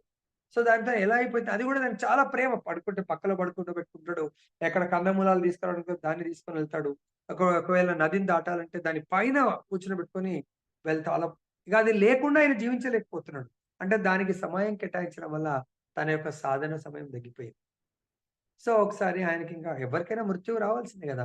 అది అనుకోకుండా ఎక్కడికో అడవిలోకి వెళ్ళిపోతుంది. అప్పుడు అరే! ఎక్కడ వెళ్ళింది రాదు. ఎక్కడ వెళ్ళింది ఎక్కడ తలుచుకుంటూ ఉంటాడు. తనకు మృత్యు వస్తుంది. అంత్యకాలంలో మృత్యు యం యం వాపి స్మరన్ భావం త్యజత్యంతే కలవన్. ఆ జింకను తలుచుకుంటూ అయ్యో! జింక నువ్వెక్కడ పోయావు అనుకుంటే చనిపోతాడు. నెక్స్ట్ లైఫ్ జింక జన్మొచ్చింది. సో, జింక జన్మొచ్చిన తర్వాత అక్కడ ఈ లాస్ట్ లైఫ్ భరత మహారాజ్ యొక్క జన్మ యొక్క స్మృతి గుర్తుంది. భక్తి అయ్యో! నేనెంత తప్పు చేశాను. రాజ్యాన్నొదిలేసి అరణ్యానిలోకొచ్చి భగవద్భక్తి చేయాల్సింది పోయి జింక యొక్క సేవ చేశాను. కాబట్టి నాకేమైంది? జింక శరీరం వచ్చింది అని అప్పుడింకా ఆయన ఆ జింక శరీరంలో భగవంతుడిని భగవంతుని ధ్యానం చేయడం అంటే భగవంతుని తలుచుకోవడం ఎప్పుడైతే ప్రారంభిస్తాడో జింక శరీరం వదిలేసి ఇమ్మీడియేట్‌గా ఎందుకంటే ప్రత్యక్షంగా సేవ చేయలే గదా! భగవద్ధామం వెళ్ళలేదు. మళ్ళీ ఇంకొక జడ ఆహ్, భరతుడు అంటే ఇంకొక ఉత్తమమైనటువంటి బ్రాహ్మణ వంశంలో జన్మించి, అప్పుడు ఆయన ఈ సొసైటీతో కంప్లీట్‌గా డిటాచ్‌గా ఉండి భగవద్భక్తి చేసి, అప్పుడు భగవంతుడి యొక్క లోకానికి తిరిగి వెళ్ళడము జరిగింది. ఫైనల్ కన్‌క్లూజన్ ఇవన్నీ భగవద్భక్తి. లాస్ట్‌గా ఉత్తమ జన్మ గురించి మనం ఈ జన్మలో ఏదైతే సాధువుల సేవ చేయడం వల్ల నెక్స్ట్ ఉత్తమోత్తమైనటువంటి జన్మ ఎలా వస్తుందనేది నారద మహాముని యొక్క వృత్తాంతం. ఆయన లాస్ట్ లైఫ్‌లో ఒక దాసీపుత్రుడిగా ఉంటాడు. అంటే వాళ్ళు ఒక ఆశ్రమంలో భక్తుల యొక్క ఆశ్రమంలో వాళ్ళ అమ్మ, వాళ్ళ నాన్న సేవ చేస్తా ఉంటారు. చిన్నప్పుడే వాళ్ళ నాన్న చనిపోతాడు. ఇక వాళ్ళ అమ్మ ఆ సాధువుల యొక్క ఆశ్రమాన్ని క్లీన్ చేయటము, వాళ్ళ వంట పాత్రలు క్లీన్ చేయటము, తర్వాత వాళ్ళు భోజనాలు చేస్తే వాటిని తీసి ఆ ప్లేట్‌లు అవన్నీ కడిగేయటం అన్నీ సేవ చేస్తా ఉంటారు. అనుకోకుండా నారదుడు ఆ దాసీపుత్రుడు గదా! 5 ఇయర్స్ బాయ్ లాగా ఉంటాడు. ఎక్కడ వెళ్ళినా వాళ్ళ అమ్మ ఆపుతా ఉంటుంది. అక్కడ వెళ్ళొద్దు, ఇక్కడ వెళ్ళొద్దు చెప్పేసి. ఆమె అనుకోకుండా పాము కాటు వల్ల చనిపోతుంది. అప్పుడు ఆ పిల్లోడు అంటే నారదుడు దాసీపుత్రుడు ఏమి ఏడవడు, బాధపడడు. వాహ్! నా తల్లికి ఎందుకంటే భక్తుల సంఘంలో ఆశ్రమంలో చనిపోయింది కాబట్టి, భగవద్ధాం వెళ్ళాలని కోరుకుంటున్న నాకైతే రిలీఫ్ అయిపోయింది. నేను ఈ యొక్క భక్తుల సేవ చేయగలనని జెప్పేసి, వాళ్ళతో ఉంటూ స్పెషల్లీ ఈ చతుర్మాస్యంలో సేవ చేస్తాడు. ఇప్పుడు 4 నెలలు చతుర్మాస్యం అంటే ఇప్పుడు రెండో మాసం నడుస్తుంది. వాళ్ళు తిన్నటువంటి ఎంగిలి ఇస్తారాకులో వాళ్ళ పర్మిషన్ అడిగి ఉచ్చిష్టం వాళ్ళ ఎంగిలి భోజనం చేస్తా ఉంటాడు. అలా చేస్తూ ఆ దాసీపుత్రుడికి మరణం సంభవిస్తుంది. భక్తుల సంఘంలో చనిపోవడం వల్ల నెక్స్ట్ లైఫ్ నారద జన్మొస్తుందంట. జై బోలో నారద మహామునికి జై! కృష్ణ భగవానికి జై! భగవత్ ప్రాప్తికి జై! గ్రంథరాజ్ శ్రీమద్ భగవద్గీత की जय हरे कृष्ण।